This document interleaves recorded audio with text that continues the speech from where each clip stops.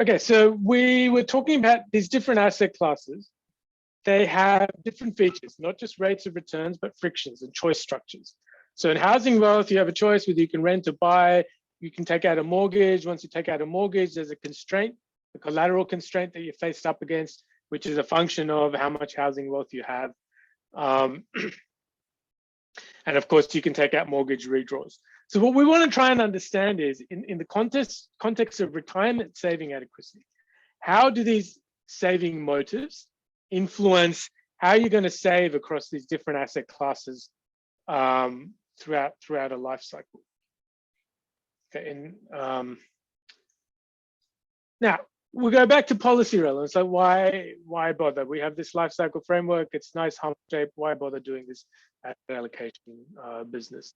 So really, if we want to think about, this goes back to what I talked about before, is we want to think about retirement saving income adequacy. We want a clear understanding of where people are going to be deriving their income from, retirement saving income from when they retire. And then designing adequate welfare programs requires you to understand how people have actually saved into those different asset classes and why. The second is there's actually a macroeconomic composition point as well. So the saving decisions of people into these different asset classes is going to affect rental yields, financial stability, intergenerational equity issues. So for example, in Australia, we have a huge superannuation, a huge lot of assets in superannuation funds, which has clear macroeconomic effects. It has institutional effects, it has political effects. If everyone is using housing as a form of retirement income, we find that people are saving in houses as to actually get retirement income. That's going to affect how we design policies to deal with an aging population.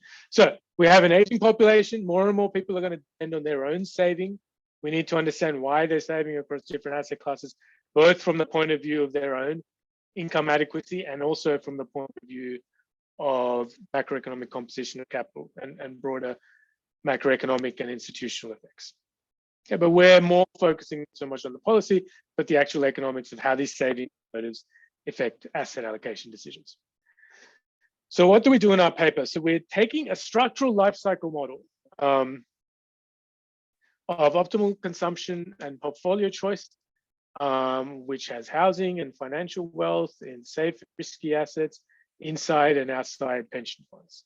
The model has uninsurable income risk, borrowing constraints, and we take the model and estimate using panel admin data actually from UniSuper matched with Hilda. So that allows us to get a panel with the full portfolio of people's saving decisions. And then we do simulated method moments, which is essentially you get find the parameters which most closely take your model, what the model generates to what's in the to the moments in the data. Okay, and then once we've estimated the data, we run counterfactuals to estimate the marginal saving motives that we've talked about. Hang on, can I ask a question, please? Yes. Yes. UniSuper, that's made up of rather special contributors, which I would have thought is not representative of the whole population. Yeah, that's a criticism I fully take. Yes, it's special. We make it special by taking full-time. Yeah, it's full-time academics essentially. So it's the yes, you're right. That's a limitation of whatever analysis that we do. It's changing now, I think, whereby they'll take anyone with the required amount of money. Yeah, so I guess there's a practical reason why we chose UniSuper is because we were able to match it with Hilda. So if you get the superannuation fund data from any superannuation fund, you've got only your super Unless you're in Norway and you collect data on everything that a person does, they're very lucky. So we can't compete with them. We compete with them in other ways. With UniSuper, we've got the data, and we can look at Hilda and actually just take out all the higher education employees and take out all the full-time higher education employees and then match. That's kind of the practical. Otherwise, at least for us, it's hard to find the full portfolio of people's asset allocation unless you partner up with a Swedish or Norwegian co-author. Can I just check, actually, when you say match, you don't mean match the individuals per se, do you? I take it you mean match at a group level. We match in quintiles, and it's a sort of yeah, quintiles. I think we ended up with some aisle. That's correct. But yes, thanks for pointing that out. That's a reasonable, I think, criticism of the paper. Okay, in saying that, what are our key findings? But in saying that, I think our key findings sort of make sense in general. They're general enough to sort of say something useful about what's driving saving. So in sort of credit to Modigliani's framework, consumption smoothing seems to be the main thing driving asset saving for everyone across all the asset classes, particularly for females. Consumption smoothing also encourages DC plan uptake. Now, one thing that we find is that, at least in how the model works, is the DC plan choice is very, very critical. It's non-trivial. So this choice that I've got this pile of paper sitting on my desk, which tells me that I can opt into DC. That choice is having a huge effect on my subsequent asset allocation decisions. And that's something I'm going to talk about a lot throughout the paper. But so for now, consumption smoothing encourages DC plan uptake. And the reason is when you get into a DC plan, you're more able to diversify your wage risk, because a DB plan is very much tied to the last few years of your wages. So if you're stuck in DB, whether or not I get a good publication next year is going to affect my retirement income to a greater degree than if I switch into DC. Then I'm more exposed to the asset market risk. So DC actually allows me to diversify my wage risk. And if I want smooth consumption to a greater degree, and I want more income after I retire, I have more incentive to switch into DC. Increases financial and pension wealth after middle years. Now, this finding is fairly consistent with the data, with the previous literature. Consumption smoothing kicks in after your sort of mid-30s, 40s, and that's when you start seriously saving for retirement in financial and pension assets. Now, interesting thing is it raises early housing accumulation. This is key. The consumption smoothing motive kicks in for pension financial wealth after maybe you're 40, but it makes you buy bigger houses when you're younger. And the reason is the friction, the housing friction. There's a fixed cost and all the paperwork. You have to get it, go to find a house and go through all that hassle. I'm going to talk about the mechanism, exactly how that happens later on when we discuss housing. But there's a key theme here. The housing wealth accumulates early, and it's because of frictions, and all the motives sort of the frictions amplify all the motives influencing housing wealth a lot earlier in life. Bequests, they increase pension wealth in aggregate quite a lot, and they displace housing wealth, particularly for females, and displace financial wealth. But it's not what you think. So it's not that people are putting in more money into bequests, more money into their pension accounts so they can leave something behind for their kids. This comes through in the DC plan uptake. So at least in the structural estimation that the theoretical agents that we've got are choosing the bequests. Motive is making people choose DC plans more. And that's what's causing a higher pension balance. On the margin, bequests actually don't do anything. So this is this is kind of consistent with Modigliani's original point that on the margin, bequests don't make you save any extra, but in our case, they're encouraging DC plan uptake. And the reason they're encouraging DC plan uptake is bequests are luxury goods. And luxury goods, you're more willing to be risky. So you're more willing to be risky with your progeny's, what they're going to get when you, with their, what is it called? The bequests, okay. The bequests they're going to get. And hence you want to move into a DC account. Once you get into a DC account, you then are more willing to take risks in the asset markets. You shift into a higher, riskier pension account in your DC account. So that's the way the bequests are working, which is quite surprising. It's not actually forced on the margin. It's not making you save more. Precautionary saving is also very interesting because we find that they don't add any extra financial wealth. And the reason is that in Australia, mortgages have this offset feature. So instead of saving extra financial wealth, people are putting in more money into their mortgages, offset accounts, and then drawing them out as a form of if they get hit by a bad shock. So this is peculiar to the Australian case. So what we're trying to say is that the institutional structure has a huge impact on how these saving motives sort of percolate through your individual saving decisions. And they also, but again, they have the precautionary saving in the aggregate still have a huge impact because they encourage DC plan uptake. Because DC plans offer a way to manage your wage risk so it means that your retirement is less tied to whether or not you get your H index over 50. And I tested this with one of the professors, asked him why he moved into a DC plan. He said exactly that. Well, I didn't know whether I was going to become a professor, and I didn't want my retirement income to depend entirely on my final year's wages. So I switched into a DC plan. The final finding, yeah. Sorry, actually, because I was out and then I've come back in late, so it's my fault completely. But would you mind just succinctly telling me what your purpose, what your research question is? Apologies for asking you to go back. The research question. How do standard saving motives, pension choices, investment returns interact to drive life cycle saving, but across all the main asset classes? So we're interested in how these saving motives affect saving across the asset classes. Like, why are people saving in these different asset classes throughout at different times in their life cycle?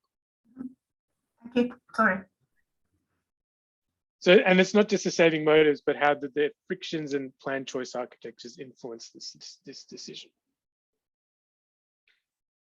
Does that answer your question? So, okay, so I'm sorry. So maybe this is a very simple question, but I do not understand. So here is this: what is the cause and what is the effect here? What we want to study here? So the causes would be, let's say, the saving motives, and also these plan pension choice architectures, investment returns, and the effects are your saving decisions across your life cycle.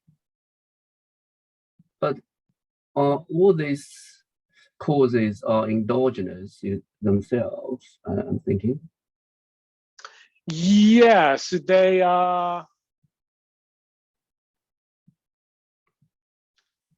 Sure, they're endogenous and identified by model parameters. So, for example, your precautionary saving motive is identified by the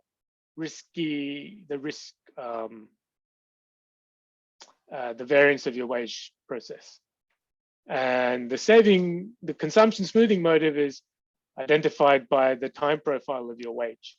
Okay, that means you have a flat wage. Some individual specific preference parameters, for example, that drive the difference in this choice. And exactly. Then, okay. It's a structural model, right? Your estimate is structural model, right? Yes. Yeah.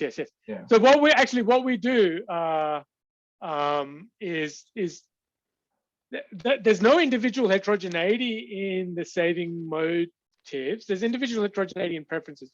What we do is shut down the saving motives and see what people would have done. So we shut them down. We shut down the. I'll get down. Actually, this is what I was going to say now, right? When we talk about our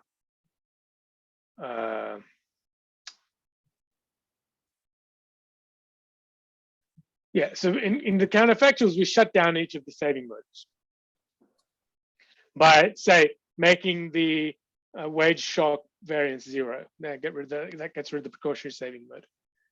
Or setting the bequest weight to 0. That removes the bequest. Okay, then you want to know the contribution of different channels. Exactly. Okay.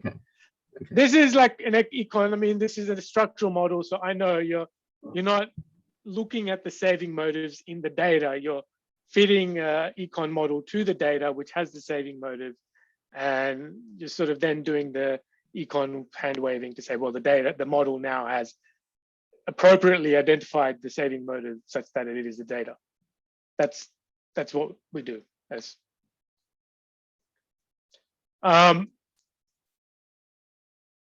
okay, so that was the introduction, which included a hiatus thanks to my cable. But the rest of the talk, I'm gonna make my institutional context stuff brief because everyone knows the institutional context of the super fund. We'll talk about the structural model, we'll talk about the simulated profiles, and then the counterfactuals and how we, more specific on how we decompose these channels. I think you used the right word, and maybe I should use that, identify the channels. Yeah, I'll make a note to use that. So institutional context, everyone, minimum mandatory super employer contribution, you can make voluntary contributions. Uni super members, you get put into DB, you can choose out and come into DC. You can make voluntary contributions, and you have different asset allocation options.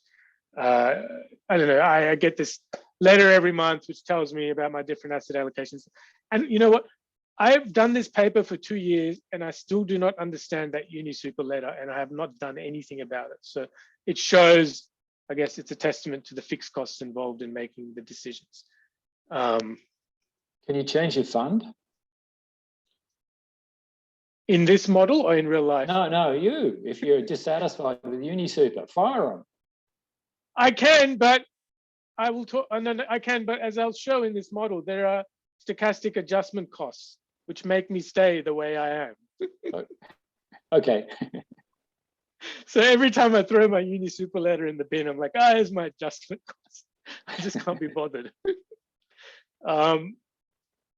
Okay, that's just saying what we said. We're all Australian. We're all in Australia, so we don't need to really go into detail. Okay, so what data do we have in UniSuper? We've got age and gender, pension plan type for their members. We've got standard voluntary contributions, how much they've made. But job indicators, including their wage, their tenure, the number of employees that are contributing to their account. We've got risk indicators, and we use 2 waves, December 2010 snapshot and a December 2014 snapshot. Then we take the Hilda data, which has consumption, financial wealth, housing wealth, demographics, and then we match the Hilda data into the UniSuper data and of course, we're only looking at, in Hilda, we look at full-time higher education research employees, and we match on a whole bunch of quintiles of demographics. Okay, once we've matched, these are some very basic summary statistics. Most people stay in DB. So yeah, most people are like me, even though they're smart, they just don't bother to shift into DC accounts. Most people do not make voluntary contributions. Only 20% of members make voluntary contributions. Most people are homeowners. 86% are homeowners. This is across all cohorts. Okay. Key things to note, this is the sort of balance sheet, the average balance sheet in 2010 dollars. So pension wealth, about $250,000 across all cohorts. Financial wealth is quite high at $450,000. And I look at these and I feel so insecure. And then I look at my age group, and then anyway, and I look at the variance of it and the outliers, makes me feel even more insecure. Housing wealth very high, $840,000. Is there a question? Yeah, sorry, may I? Yeah, just speak up. I think there's plenty of time. So. Oh, sorry. No, my answer's been questioned. Sorry, me just being silly. Go on. Okay, all right. So total wealth, total net wealth, $1 million in our sample. So I think the thing to note here, I want to put it in, even despite this pension, access to pension, people are saving quite a bit in financial wealth and housing wealth. Okay. Can I ask this question? So when you calculate this wealth, are you thinking about family or is individual? Oh, sorry. So this is household. Oh, this is household. Okay. Yeah. Right. So now this is, I can go on like this deeper philosophical identification point, but for now, let's just say this is household. So we're now modeling a representative household. A household of how many people? How many ever they are. Oh, okay. So in the Hilda data, we get the household. We get the individuals. In Hilda, there's an individual share of the household. So it's as if the household is making decisions, but the data we have is for the individual. They behave as a household, but this is the individual data. Excuse me, Akshay. Yeah. I noticed the annual average wage is about $88,000. Is that lower than level B? This is in 2010 and 14, right? So this is how much you pay your postdocs. No, this is 2010. And you have your 2010. adjusted I see. Okay, 2010. Yeah, level B gets paid. Yeah, that's what I was thinking. Whether the many are a high proportion of part timers or not. No, this is all full timers. So we all pull out the full timers. Okay, 2010 is fair enough, probably. Yeah, so I think this is like level B in 2010 was like 70,000. Yeah. Yeah. Okay. So I can feel less good about myself knowing that. Next, reduce form results. All we want to know, I want to focus mainly, but quickly go to the structural stuff. Inga, do you have another question or? Yeah, I was just being annoying, really. No, that's okay. Can you go back to the slide again? I know we're actually really pressed for time, so I've got to be careful because it's probably not important. No, it probably is. No, just the previous slide with the table in it. Yeah, this one. No. The table, the summary stats. Oh. Right. So just to be clear, we're not just talking about academic staff here, are we? We are. Oh, we're talking about full-time uni super. No, hang on. Full-time uni super employees. Yeah, but we have more than just academics. Sure. So we have most. I'm assuming most would be academics. Okay. Full-time uni super employees. I don't think so. I think, you could still be a uni super, but even if you started off in, my sister's a uni super, but she only worked in university for 6 months and then she worked in industry for the rest of time, but she maintained her uni super account. So, no, you don't need to be in the university sector and you certainly don't need to be an academic to have a uni super. So I'm thinking about admin staff, gardeners, all sorts of people who are employed at a university. They're 2014 and 2010 dollars, right? They're not adjusted. Are you converting it to? No, they're 2014 and 2010 dollars. Yeah. Okay. Cool. Right. Thank you. Just one point. They're full-time employed by universities. They may or may not be academics, but I'm kind of got in my head that maybe that's. I need to check how many. I did another paper where I pulled out all the academics and only looked at the academics, but here I need to check what proportion are academics. Just one last thing on this table, Akshay. Yeah. look at housing compared to the salary. Housing is about 10 years of salary. I know. That's massive in 2010. It is. And by the way, I'm not sure that it's even that high now. And we've had this big housing boom. Every time I look at this, I'm like, really?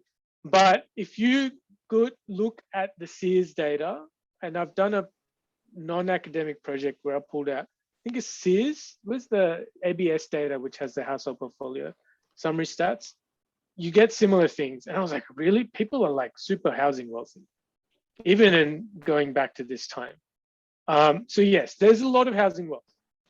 Also, Maybe if you're really...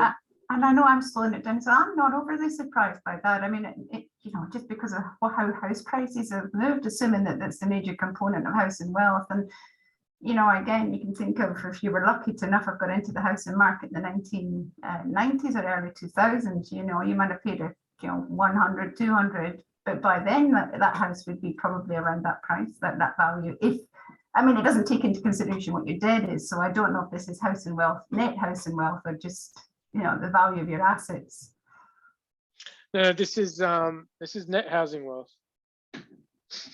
Also, the financial wealth is very high too. Yes, I know. It's true though, and it's not. This is not just UniSuper. Look at the Sears data. Like, people are super wealthy in Australia. I don't know why. It's like on average. I mean, there's a huge distribution. But this, this is. I know it's surprising, but it's quite.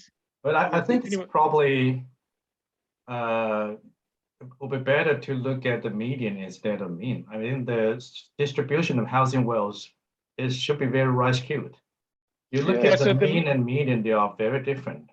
So if you compare median wage to the median housing wealth, it's not that not that high. The gap is not that big.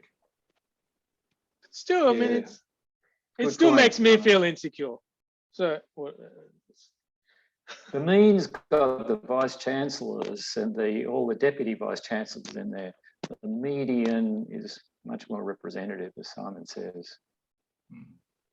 Mind you, some of them then end up having like. Anyway, I shouldn't go on. I need to move to the structural. So the key points in the reduced form, you do your regressions and stuff. Females have lower balances than males. Of course, there's a gender wage gap, but invest more aggressively. This is really important point. Females are more like risk more in our data. And this is actually consistent with recent literature on females and risk, where older literature thought that females preferred to be more safe in their asset allocation decisions, but newer studies suggesting that more educated and engaged females, once they're more engaged, actually end up taking on more risk than males. And we have an explanation for that, which is quite interesting, which I'm going to get into. People become homeowners relatively early. Females and less educated subsamples more likely to own a home. So everyone is buying a home. It's not just like rich people. More educated and people on higher wages diversify their portfolio more. And net wealth and wealth share of own home invested is positively correlated, which is really important, which is lending to this idea of this complementarity between housing and non-housing wealth. Okay, I'm going to skip through the regression tables because I think we need to get into the structural model. Okay, so this is a model where we have individuals facing life cycle intertemporal optimization problem. Everyone starts working. I'm just gonna, sorry. Everyone starts working at age T0. Every year they have a survival probability ST, and we calibrate the survival probability to the data. So every year there's a different survival probability. Everyone retires at the same age, at age 65. And everyone dies at 100 for sure. So the survival probability after 100 is 0. In the first year, you can choose DB or DC. You're defaulted into DB and you have a fixed cost that you draw, and you can, given that fixed cost, adjust into DC. I have drawn a very high fixed cost and I have not adjusted into DC. Each year, the person has a stochastic wage income. They have stochastic housing preferences. So WT is a process, an AR1 process. Alpha T is how much weight you put on housing. It also has an AR1 process. The stochastic discount rate, which is beta, is also an AR1 process. So you may be saying, why do we have these random processes in housing and beta? It's to get the moments, higher order moments to match properly. So the real wealth distribution has these fat tails, and there's a paper by my old supervisor and Jet, which showed how you can't match the fat tail data just by using stochastic income shock. So there needs to be something else which is going on. One way you can do it, one way to generate that is to actually have heterogeneity or randomness in time preferences and preferences. Okay, so I got a question here. I understand the stochastic income or other shocks, but I don't really get is what is stochastic preference? I mean, are you allowing preference to change over time, or is experience some sort of shock preference will change? Yeah, exactly. So this beta, imagine this is in Crucell Smith, the one of the first people who kind of pointed this out, how it relates to the wealth distribution. You allow this every year you draw a different preference shock. I mean, every year you draw a different time preference, which and you draw it from an AR1 process. It makes sense. It better matches the wealth distribution, number one, but it kind of makes sense maybe from individual experience. So I am maybe now becoming more patient because I've suddenly started sorting out my finances. So my beta's probably gone up this year. My housing preferences have always been low. They're lower than someone else, but they may rise in the future if I suddenly decide to have children. So this is a sort of random process which everyone faces, and everyone is different. Now, those shocks are idiosyncratic, but there's also aggregate shocks to pension, housing, mortgage assets, to the rates of return, which everyone faces. But the income, housing preferences, and the time preference shocks, everyone draws their own. The returns, everyone faces the same shock. Okay, now every year, once they survive, they choose a voluntary contribution rate. From a set of discrete choices, they choose the portfolio allocation plan choice. So you choose what plan. You maybe open your too complicated uni super letter and you fill out what, I want to be in this account. You can do that. You decide to buy or rent a house. You can choose to rent or own a home. You can choose to adjust your home capital if you own a home. And if you adjust, you have to pay a fixed cost. You choose your mortgage balance up to your collateral constraint and up to the redraw constraint. So you can redraw from your mortgages, but only up to a set amount. So this is like the credit card that most people have associated, like the offset account that Australian banks give. Of course, you can make liquid savings, which is just your plain vanilla standard liquid saving, which have a lower bound of 0. And there's no other borrowing other than the mortgage. We haven't really modeled any other sort of borrowing. Every year, people can consume non-durable goods. They can enjoy housing services. So I'd maybe skip a lot of the algebra, but I think this one is important. So we assume a CRA, constant relative risk aversion utility function.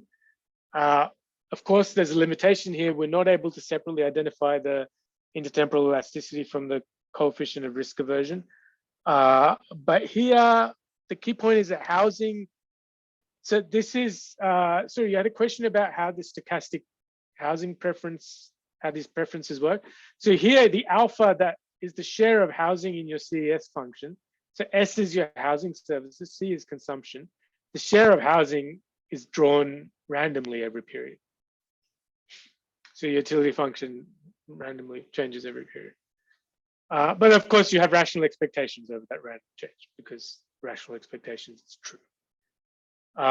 Now, you can choose to rent housing services in the market every period, or you are a homeowner and you have a positive housing capital stock. If you have a positive housing capital stock, your housing consumption is equal to whatever your housing capital stock is. That's the utility you get from housing. And the rental price is just, yep. Question? Yeah, so I just want to clarify. So here, how to deal with this heterogeneity across individuals and also the different age cohorts here. I think it should be a overlapping generation, right? And also even within the same generation, there should be heterogeneity. I don't know whether you consider that. Yeah, so there's no overlapping generation because everyone is just, there's no, we don't model, we model the intergenerational altruism aspect via a bequest function, and we model the initial asset stock via what we see in the data, right? So the initial asset stock is just what you get, what we see people 20-year-olds have in the data. The heterogeneity is the fact that here everything is idiosyncratic. So these shocks are idiosyncratic. So everyone draws a different shock. And the wage process has, of course, a time profile, right? So your wage process has a time profile. So the wage for each cohort is different. And that is estimated from the data. Okay. And these shocks are all heterogeneous. And the wage shocks are, of course, all idiosyncratic. So this is. Go ahead. Yep. Just a small point here. Consumption's a flow. Housing, your S variable, it's a stock. So here, good question. Here you really got to, I think it's better, you can fix this by just having another parameter here.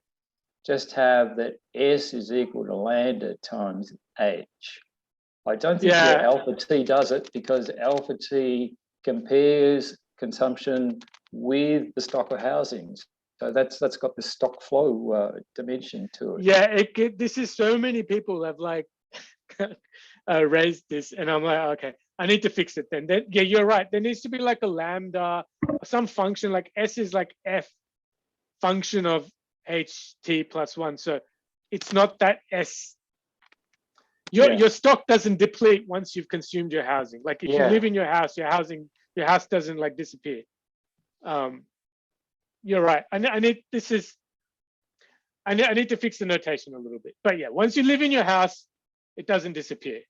You don't, it's not a, yeah. You're right. Okay, so here's the bequest function. Key thing to know here is asset, AT is how much bequeathable assets. KT is a constant that goes in front of it, which makes the curvature of the bequest function very shallow, which makes you more willing to take on risk with bequests. Now, the rest is just, there's a wage preference process, which is fancy, and we estimate using just standard regressions in the data. There's fixed costs associated with switching out of DB into DC. There's a random and non-random component to the cost. So you can assume these are behavioral costs. Like the reason why I haven't shifted into a DC is because of this unobserved behavioral cost that I've drawn, which is really high. There's also costs associated, these behavioral costs associated with these. So yeah, we've incorporated a lot of behavioral sort of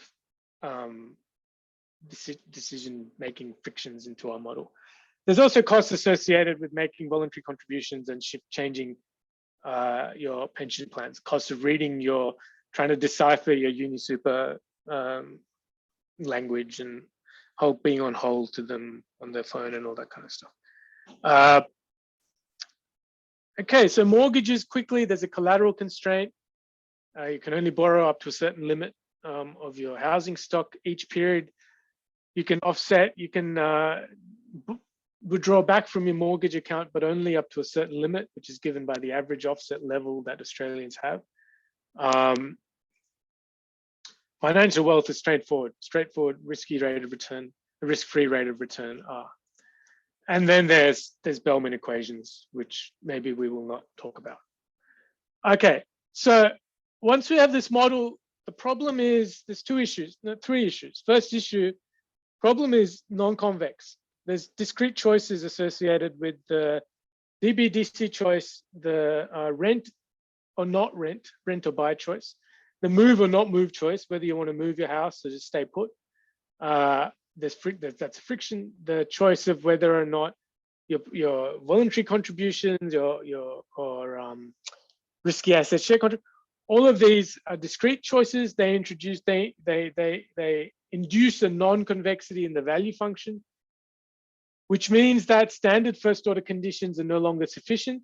Now, traditionally, the easiest way to deal with it is to just use brute force value function iteration to solve the problem. We can't do that because we've decided to make the model so big with so many state spaces, because we're trying to answer this question of how making decisions across different asset classes. You have to then have sufficient number of asset classes, which means you have so many state variables. So using brute force numerical optimization value function iteration is just going to take forever.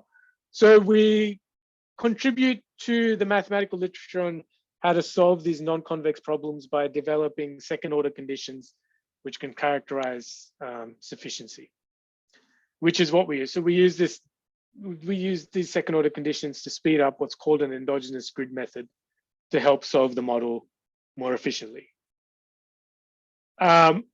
Then we run into the problem of estimation. So even after we've done all this fancy stuff, the model takes about 30 minutes. I've got 30 minutes there. It's actually about an hour at the moment to solve one instance of the model. So then we'd run into the estimation problem. So calibration, we calibrate a lot of the parameters related to interest rates, redraw constraints, collateral constraints, housing adjustment costs, rental, the rental price from the literature. The behavioral parameters we want to estimate using our data. So these are your housing, bequest intertemporal elasticity parameters, time preference parameters, switching cost parameters. So I end up with about 27 parameters that we estimate. The way we estimate them is using simulated method of moments. Now, the relationship between the parameters and the distance function between the data and the model is like this highly non-linear, messy relationship. And there's of course no analytical solution. There's not even no numerical direct solution. The moments are generated using simulation.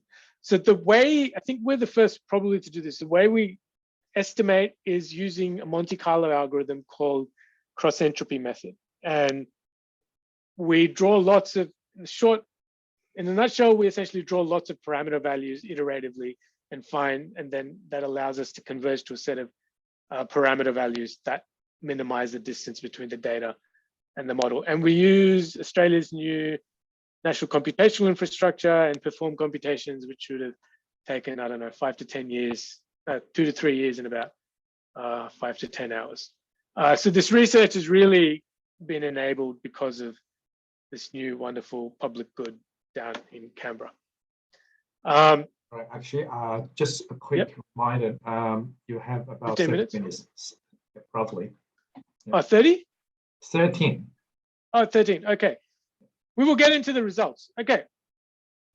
Here are the blue lines of the data, the red lines are the simulated simulations. So this is mean pension wealth, fits quite well. So this is mean housing wealth. So the red stuff is what the model generates after we've done all the estimation. And the blue line is the data. This is mean housing wealth. Sorry, that was mean financial wealth. This is mean housing wealth by male and female. This is the share of members choosing to opt into DC. This is the risky asset share plan choice of members. Again, quite a nice fit. This is the voluntary, the number of people making voluntary contributions. This is the number of people main voluntary contributions. So one comment I want to make, this is like a really nice fit. And the fit is not because of the fancy estimation that we've used. The fit is really due to, I think, I've done other structural models and they don't work this well. And the reason why this works so well in terms of fit is, I think, because the life cycle literature is so highly developed. So we've really taken a highly developed theoretical literature and just put it on steroids and estimated it. By other models where I've kind of made up a new model to a new situation, the fit never becomes so well. So I think this is a testament to life cycle theory more than anything else, why the fit is so good. Okay, parameter estimates. Main thing I want to point out here is the main difference between, there's not much difference between males and females. The main difference is that females value bequests an order of magnitude higher than male. Otherwise, they're pretty much the same in terms of parameter estimates. And that is what is driving the difference between males and females, is the high weight that females seem to place on bequests. Sorry, can you just ask what, yep. When you say we pay, as females, we place more weight on bequests, I mean, sorry, can you just interpret that for me? I mean, I thought a bequest was somebody chooses it to give it to me. I don't know if I can pay any weight on it. I get what I'm given or not given. No, it's what you're giving to your kids. So it's how much you value the welfare of your, but it's totally understand. Sorry. But this is one of the things. It's in a way that is not immediately clear, which will become clear now. So only 10 minutes, results. I'll talk about that a little bit more in a second. First, we do a counterfactual. Remove the consumption smoothing channel by giving everyone the same wage every year, even after they retire, which is the average of all their wages. We remove the bequest channel by removing setting to zero the bequest weight. Remove precautionary saving by setting to zero the variance of the wage. All of them, we see pension wealth drops. Okay, we also see opting into DC plan drops for all of these motives. So all of these motives are reducing pension wealth, increasing pension wealth, and also encouraging DC plan uptake. One thing you notice is that without consumption smoothing, non-pension wealth falls, but the bequests doesn't fall, and precautionary saving actually rises a little bit. So which suggests there's something going on here which has to do with the DC plan, which in turn is affecting the pension wealth. So we'll get into that in a second.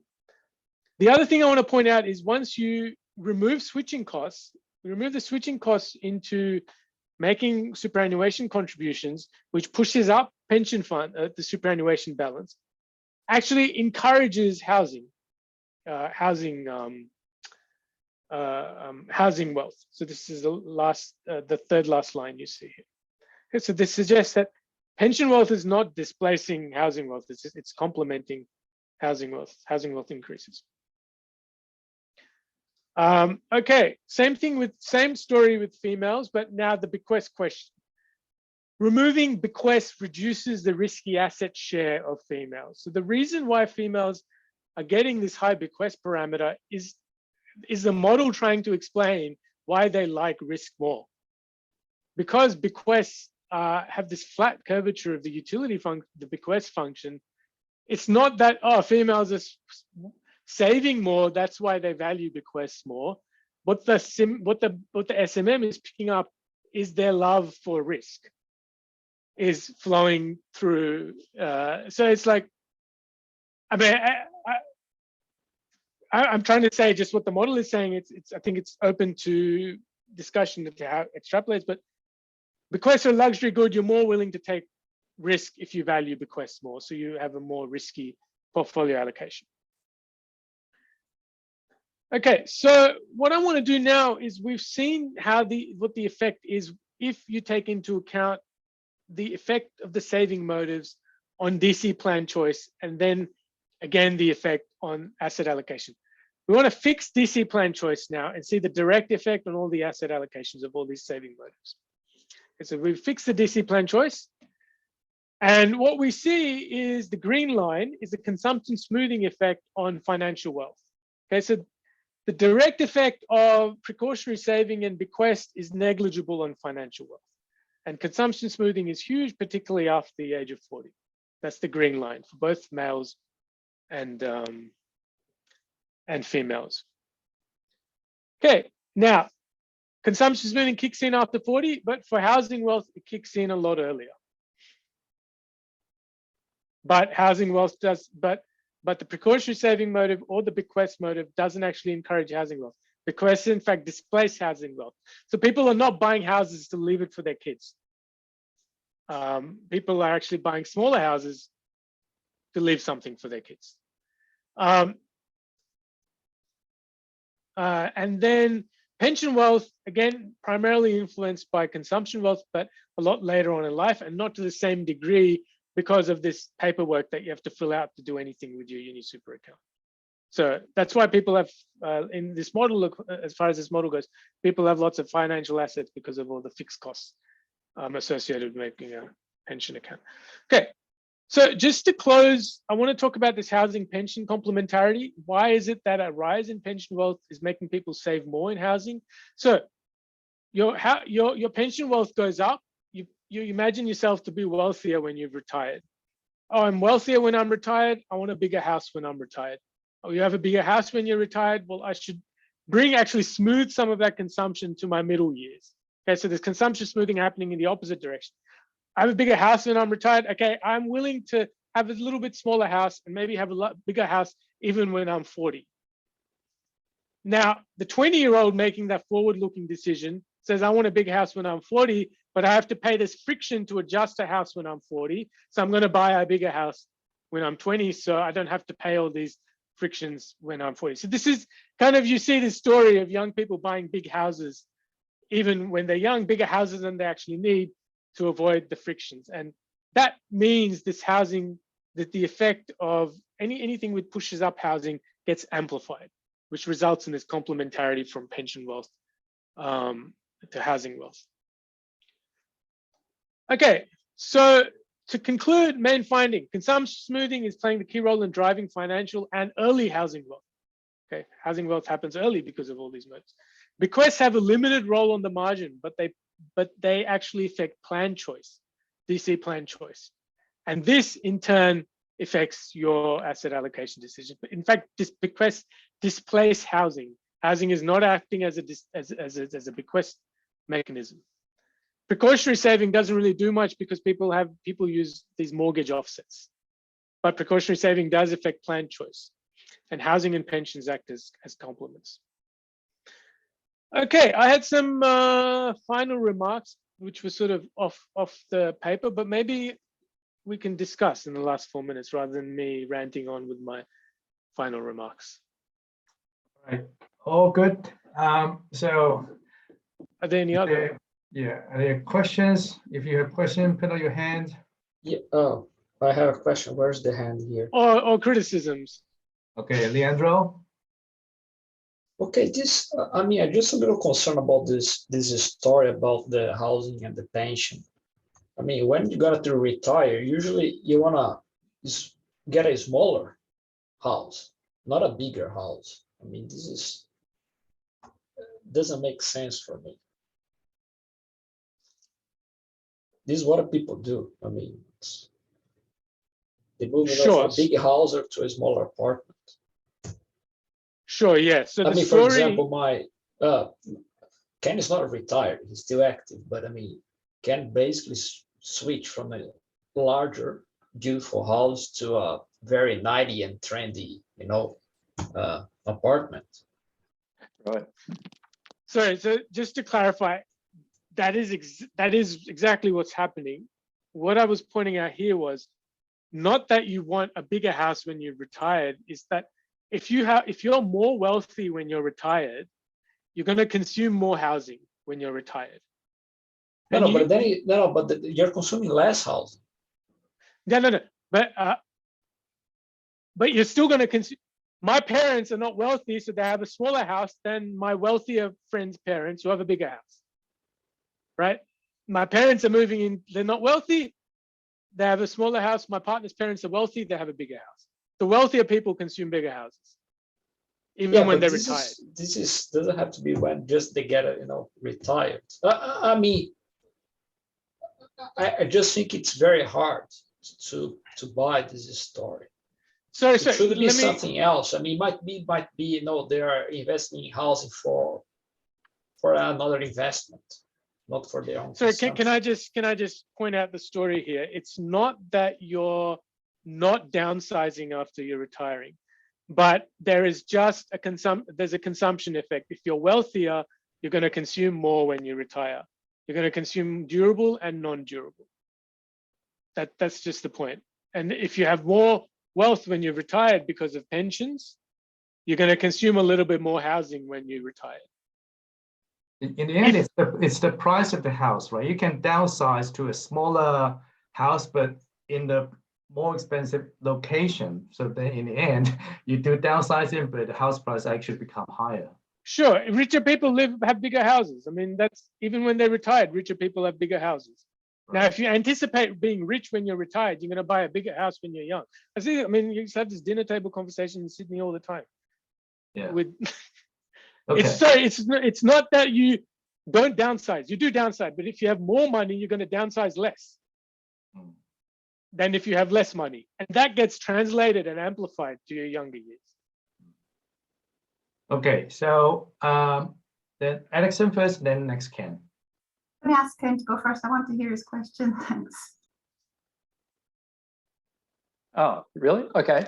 I've got a question. So encouraging pensions, encouraging super encourages housing accumulation. Now, the social return, the social rate of return on housing is probably pretty low. So notwithstanding the Sydney side dinner conversation that you just mentioned, which is horrible. Maybe from a planner point of view, we've got this overinvestment in housing. So these policies that encourage pension accumulation, they got this negative downside if you reckon that the social rate of return to housing is pretty low compared to, say, rate of return in investing in infrastructure or rate of return in investing in simply a representative business. Yeah, you've hit the nail on the head. And the reason for that is you anticipate being wealthier when you're retired. You then are more willing to take on a mortgage when you're younger for a massive house when you're like 27. And you do that because, and then remember, there's no other friction here. There's no like behavioral friction, which is making you want to buy a house to show off. So we could have a status function like the Roy, what's his name, Debraj Ray paper, like you buy a house to search status. We don't even have that kind of stuff. This is all percolating because of frictions, adjustment frictions. No, it's happening because of compulsory super. Yes, sorry, compulsory super and the adjustment frictions, yeah. Because of the lumpiness of housing. So if the lumpiness of housing wasn't there, then this complementarity effect wouldn't be there. So if housing was like any other, like water, like you could just adjust it on the margin every infinitesimal second, then this wouldn't be there. Really, the thing here is you buy houses in lumps. So you only want to buy it, you want to minimize how many times you adjust. Okay, thanks. But that's an important like policy implication if we're right. All right, Alison? Yeah, thanks very much. I just had a couple of points as well. I mean, I totally agree with what Ken said, and you said it much more sophisticated than I would have put, but I question if this is really what we want to encourage as a policy. Do we want to? And then my next question was going to be, that might have been what you get from your data, from your empirical analysis up to using data to 2012, but I do wonder if that's what you're going to see going forward, given house prices, flat wages, particularly young people.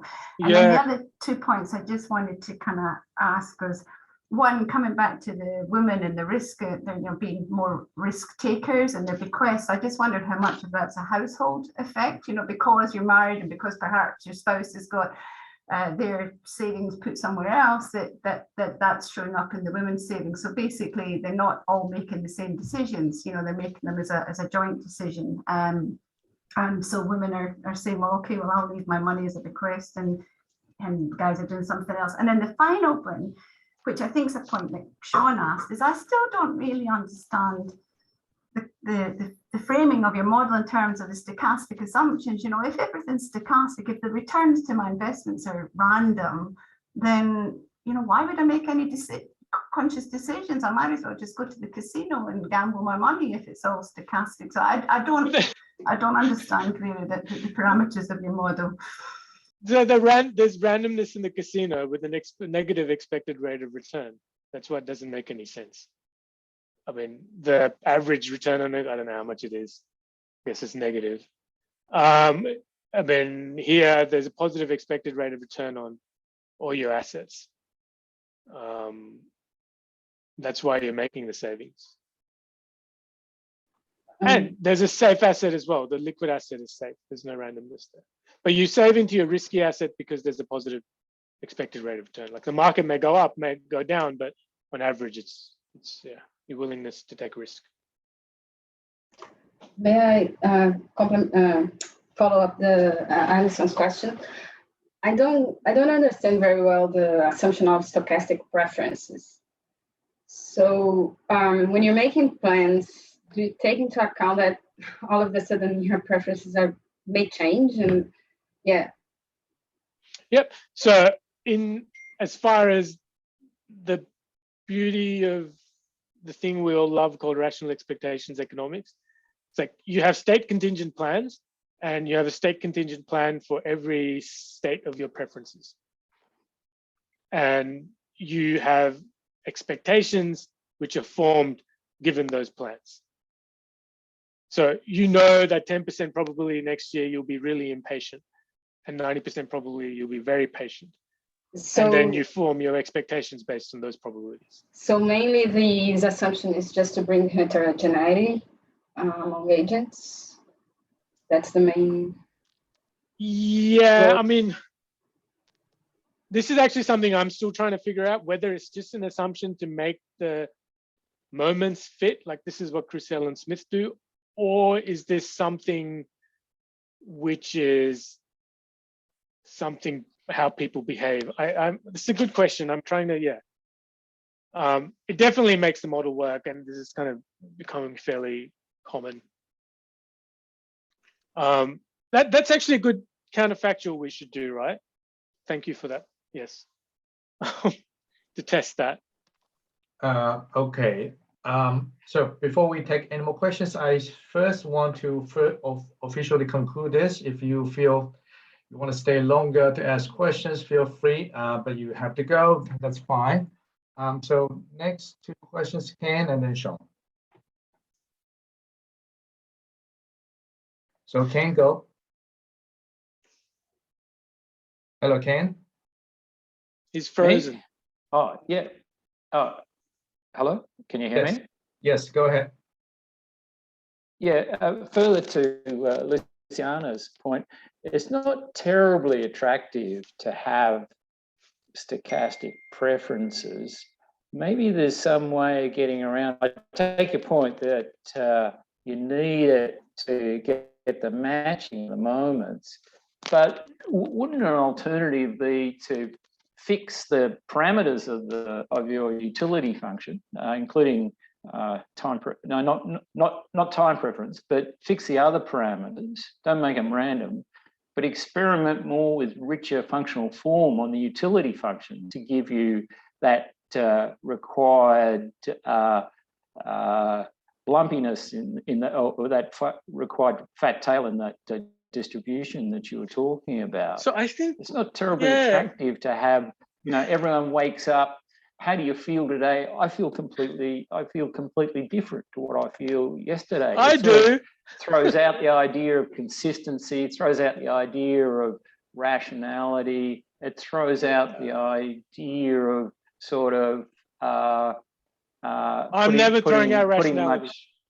Much structure on the problem. Yeah. So do you remember, I think, I take your point and I agree with it. So maybe this is something I need to think about more. And I think if you have recursive preferences, you get fat tails. I can't remember. Is that one way to get fat tails? I need to think about this more. So yeah, I do take your point. I think we probably need to clearly say what the stochastic preferences are doing in terms of the profiles and this behavior, instead of just, we're matching some moments under the hood, if they're doing anything at all. Okay, all right, Sean.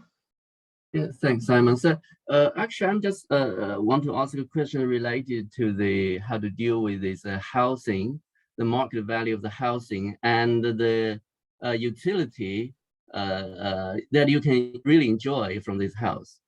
These two variables, right? So I think, to me, they could be different in two cases. The first is just okay, even though I still live in my house, but my property price just increases a lot, then the two I think are different. The second one is just I have some properties for investment, then that could be different. I do not know how to deal with this one.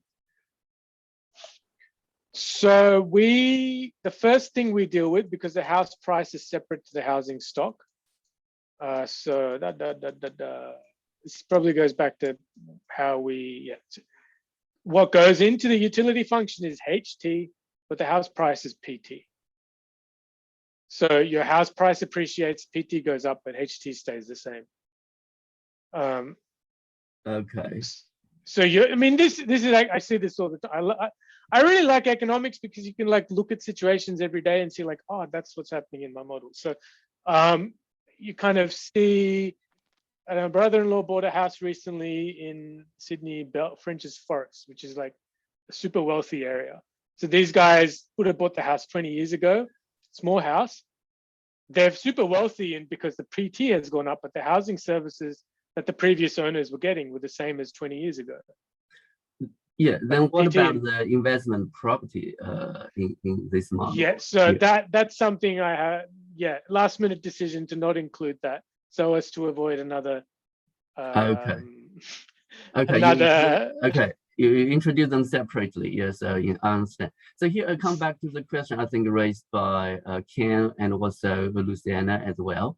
So I'm thinking instead of introducing this stochastic shock on the preference, can you just whether it is possible technically? I know the reason you want to introduce this is just you want to match some moments of the data. Then it is possible to introduce this stochastic shock on some individual or just region-specific house prices, and also the transaction cost that each individual may face. I think that could be more reasonable than or more acceptable than the preference shock. But you guys really don't like the preference shocks. Okay, so hang on. I think I can't say anything on that without like working through it, but I'm writing down the suggestion. So here is a shock to the frictions. So this would give, like here, the housing frictions are sort of deterministic. You can have a individual specific housing friction shock, which would give you like a probability of, which would give you like whether or not you move your house has a probability. Yep, I can do that. Yeah, so here I think to me, technically, this alpha T, this shock just changes the marginal rate of substitution between consumption and housing, right? Yeah. So that also alternatively can just change the relative price between house and the consumption. That is, to me, just quite equivalent mathematically. Oh, yeah. Okay. Is it? So you're saying have an idiosyncratic shock on PT? Yeah, something like that. Yeah. It just changes the, it's the same first order condition in your model, but just right. So this, so this is interesting because this is like a regional. This is interesting because this is more realistic, right? Because I don't know, Mount Cola has a different shock to Curtin or Netherlands or whatever. Yeah, I think more acceptable to people who do not like the shock on preference. So, but this is a nice suggestion because I don't have to do anything to the model. I just change the yeah, and I don't think it will change your model a lot. Just the one first order condition. Yeah, but it doesn't change the solution method, right? It just changes the write-up. Yeah, probably. Because Yeah, it's, so I think, yeah, because this price will affect your return. no, this is a really good suggestion. This is cool. This is okay. Maybe I don't even have to change it at all. I can just say in the paper, this represents geographical thingy. Genius. Okay, shock to prices. That's a really good suggestion. Thank you very much. All right, I don't see any hands up, so I guess there's no more questions. All right, so again, Akshay, thank you so much for the presentation. And thank you. Hope you take some useful comments, and then we'll hope to see you in the future. Thanks. I just want to say this was an amazing seminar. I've got so many. It's rare to leave with so many actionable suggestions. So thanks very much. Okay, that's good to know. Thank you. Thank you. Bye. Okay. Bye, everyone. Bye. Bye.